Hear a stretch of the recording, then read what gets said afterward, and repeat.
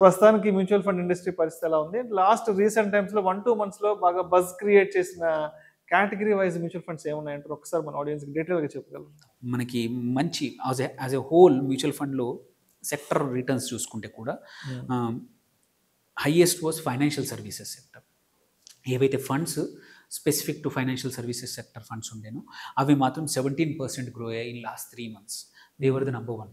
Followed by ఏంటంటే మీకు technology. ఎందుకు రీజన్ ఏంటంటే అంతకుముందు ఒక 5-6 నెలలు టెక్నాలజీ చాలా డౌన్ అయ్యాయి. అన్నిటికన్నా బీటెన్ డౌన్ సెక్టర్ అంటే అది ఉండింది. సో వాటిలో రికవరీ చూసాం. అందుకే 13% ఈ 3 మంత్స్లో టెక్నాలజీ ఇండెక్స్, టెక్నాలజీ ఫండ్స్ కూడా రికవరీ అయ్యాయి. అండ్ దాంతోపాటు ఒక 2 సెక్టర్స్ ఏంటంటే మన మెటల్స్.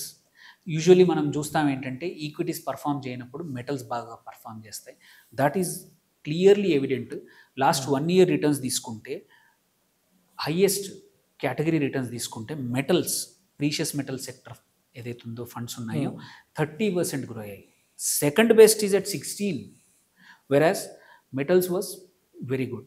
సో మెటల్స్ ఈవెన్ 3 మంత్స్లో తీసుకున్న, లాస్ట్ 1 మంత్లో తీసుకున్నా సరే metal sector did very well. మీకు నియర్లీ 8.6% ఈ 1 మంత్లో గ్రోత్ ఉండింది. సో ఇది కేటగిరీ యావరేజెస్ తీసుకుంటే.